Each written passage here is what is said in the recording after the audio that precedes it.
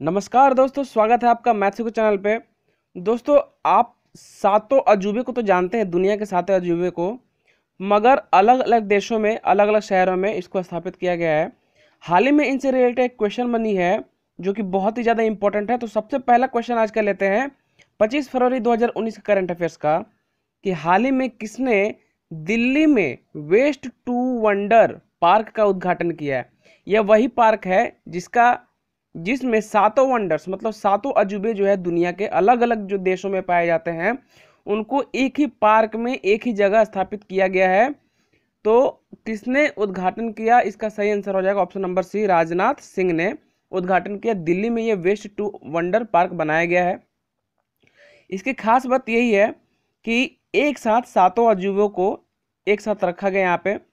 और एक बात यहाँ पे कि ये स्क्रैप से बनी है। स्क्रैप मतलब यहाँ पे सातों अजूबों को सच में नहीं बनाया गया है, बल्कि जो कूड़े कचरे फेंके जाते हैं, जो वेस्ट मटेरियल होते हैं, उनसे लेके इन सारे चीज़ों को बनाया गया है एज ए सैंपल के तौर पे दिखाने के लिए। तो सातों अजूबों जो है वे वेस्ट टू वंडर पार्क में बनाए गए हैं। तो ये बहुत ही ज़्यादा इंपॉर्टेंट है आपके परीक्षा के लिए। अगला क्वेश्चन बनता है 25 फरवरी 2019 के करंट अफेयर्स का, 14वीं कृषि विज्ञान कांग्रेस कहाँ पर शुरू की गई है। तो सबसे पहले आप याद रखें कि जो कृषि विज्ञान कांग्रेस है, इस बार जो सेलिब्रेट किया गया वो है 14वां संस्करण था। और ये कहाँ पे शुरू किया गया, तो ऑप्शन नंबर बी जो यहाँ पे सही हो जाएगा, दिल्ली में शुरू किया गया 14वीं कृषि विज्ञान कांग्रेस।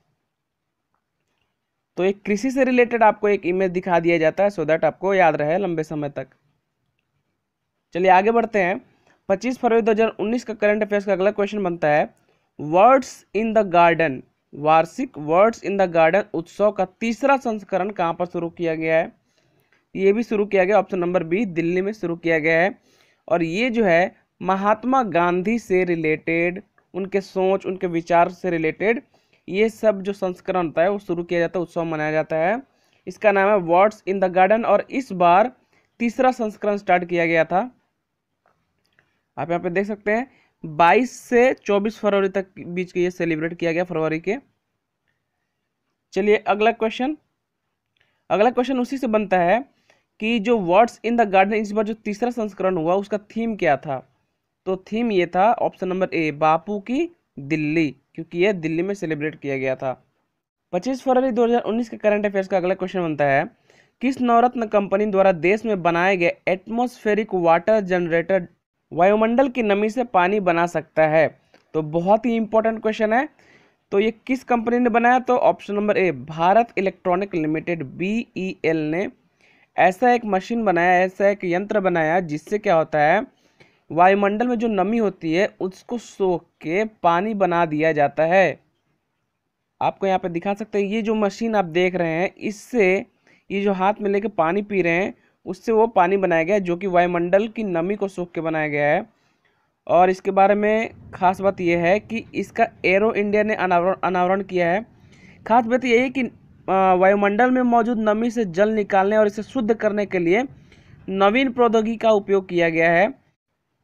तो जाहिर सी बात है, जो वायुमंडल में नमी से जो जल बनाया जा रहा है वो पीने योग्य नहीं होता है।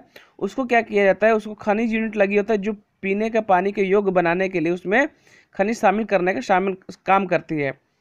तो ये जो है BEL ने बनाया है। चलिए, और इसकी जो कैपेसिटी है यह 30 लीटर, 100 लीटर, 500 लीटर और 1000 लीटर प्रतिदिन की क्षमता में उपलब्ध है। बहुत ही ज़्यादा इंपॉर्टेंट क्वेश्चन है। हाल ही में एक अवार्ड से सम्मानित किया गया। तो हाल ही में फ्यूचर फॉर नेचर 2019 अवार्ड किसे प्रदान किया गया है। आपके एग्जाम के लिए जितने भी अवार्ड्स होते हैं 2019 में मिलते हैं, बहुत ही ज़्यादा इंपॉर्टेंट होते हैं। तो ये किनको मिला, option number B, Divya Karnad को मिला फ्यूचर फॉर नेचर 2019 अवार्ड। आपको उनको एक फोटो दिखा दिया जाता है सो दैट आपको याद रहे। चलिए तो पहले उनके बारे में जानते हैं कि कौन है दिव्या कर्नाड। ये अशोका विश्वविद्यालय की पर्यावरण अध्ययन की सहायक असिस्टेंट प्रोफेसर हैं, जिन्हें फ्यूचर फॉर नेचर अवार्ड जीता है।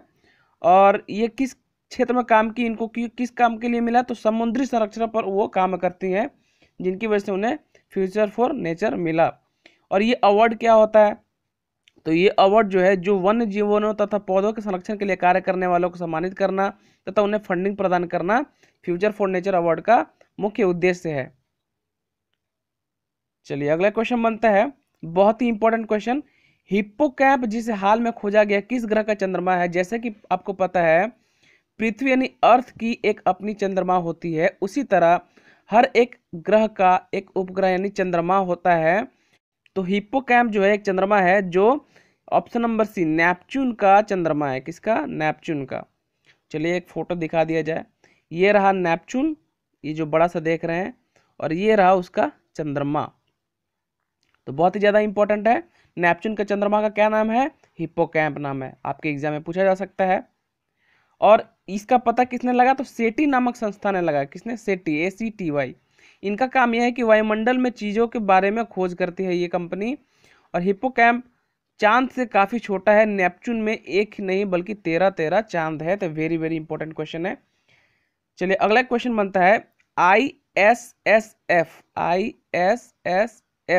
विश्व कप 2019 में अपूर्वी चंदेला ने निशानेबाजी की किस प्रतिस्पर्धा में पहला पदक जीता है? तो सबको पता है कि अपूर्वी चंदेला ने निशानेबाजी में ISSF विश्व कप जीता, और ये था option number B 10 metre air rifle में जीता है। किसमें?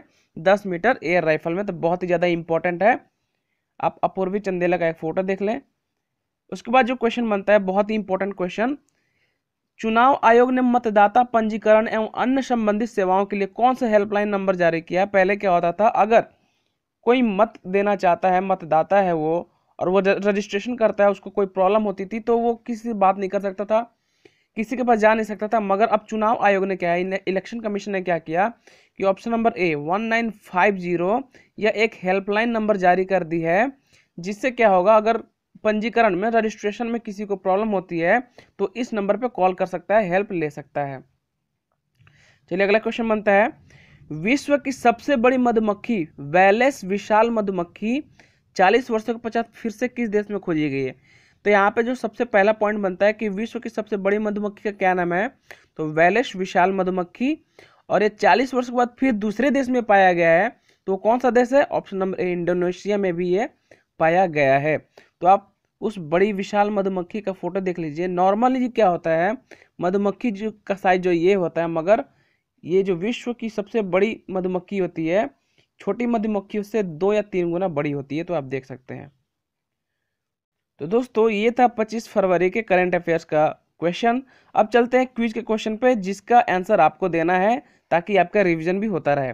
BCCI के लिए पहला लोकपाल किसे नियुक्त किया गया? आपके 4 ऑप्शन है, TS ठाकुर, DK जैन, अरुण कुमार मिश्रा, आदर्श कुमार गोयल।